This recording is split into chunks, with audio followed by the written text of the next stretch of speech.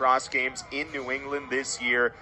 Both of these teams in the New England specific poll right now are ranked 1 and 2 in New England. There is the starting lineup for the Harvard Crimson. So there's a lot to digest today in terms of key stats and key numbers.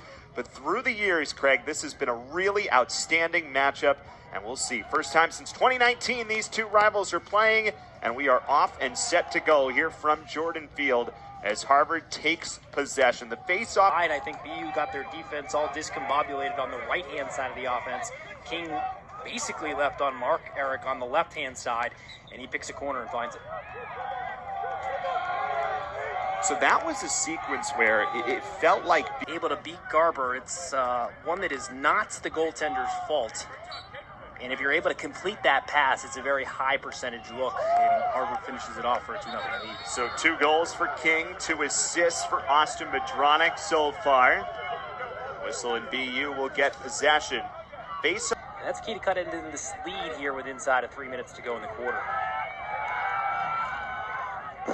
Well, we've talked a little bit about it, and you know the biggest thing when you look at the stats, not that stats tell the whole story, that's why we play the games, but there seemed to be an advantage at the face-off if BU could exploit it. Now Brown, they're going to even further exceed my expectations. It's Harvard, a team who has struggled at times over the last few seasons in scoring goals, and it's always good when you get your midfielders involved in your offense. You want your goalie to have if he can see it coming out. I'm not sure that Mullen did in that circumstance, and now maybe a quick rush again. It's been a little while since they played each other, but boy, every time in the 6 previous meetings between these teams, it's been really close, physical, intense, hard-fought games. Yeah, and Jerry Burns said, what did he say? Proximity doesn't breed contempt. That's right. It breeds respect. He said he plays pickup basketball with some of the BU staff, which was cool to hear, and he said we've got nothing but stuff. And you saw by the late reaction a little bit from the Harvard defensive side that I think that no-look feed had a bit of an effect on it. Nice little dangle from Lay to get it to the middle for D'Alto, who scores. And we got ourselves a new ball game tied up at 3.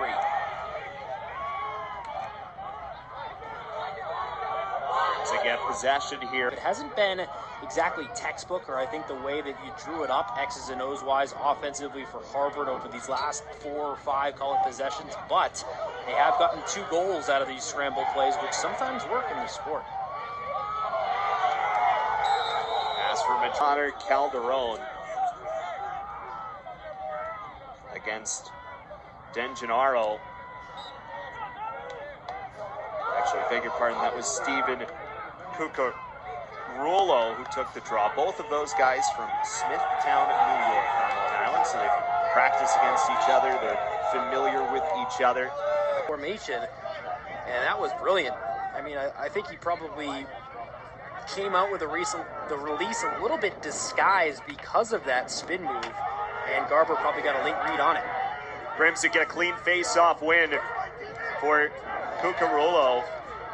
And then Harvard back on possession here. Great. So far, the Crimson, and specifically Stephen Cuccurullo, has held his own so far against Connor Calderon. So we get started here.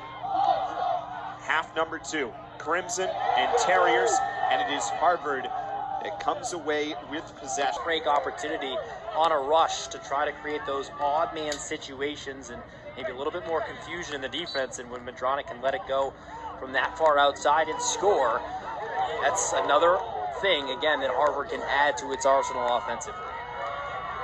Ground ball to be had off the face-off. It was Cuccurullo who had just about 0% of the time from that area.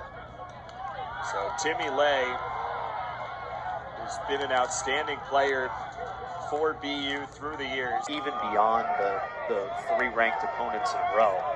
This is the second time in 3 games that Harvard is playing the #1 scoring defense in the country. Michigan was ranked #1 in scoring defense when they played Harvard. Now BU is ranked as the #1 scoring defense coming into the game today. And it's from the X by Perfetto, and then the cut. Nobody follows the man to the net. And when Timmy Lay, again, gets passes in that situation, he does not miss. Or because he doesn't see it, And it's just a great pass, again, that leads to that area.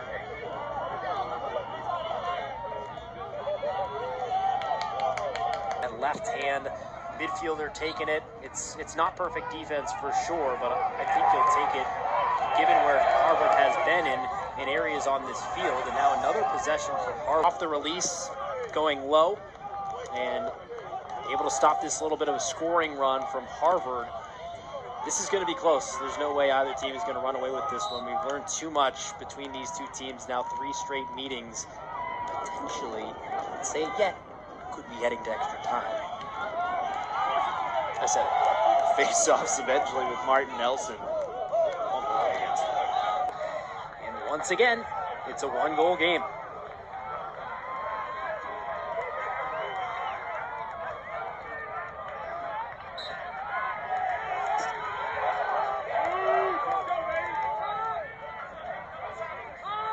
Harvard, though, with a nice response, wins the face-off. Player in some ways on a fall away. Madronic wouldn't be able to get the shot off without that little bit of a shimmy to get himself free, and it's a great shot to go far post. Crimson have it again. So the face. Madronic, who kind of camped himself right in the gap between all 4 of them. It's just that quick spin and shot, and he shows the shooting ability, pinpoint accuracy from way out. You consider the number of first-year players on this Harvard. Hold on, we still got a lot of game left.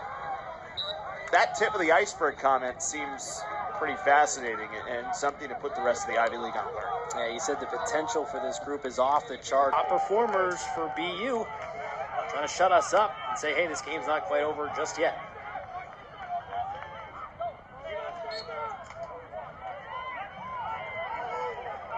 Another crucial face-off, and it is again won by the Crimson. You can see the clean clamp coming from Calderon as well. He had it completely clean, yet Harvard comes up with possession of the ball. Again, it's about utilizing your midfielders, playing physical. It's not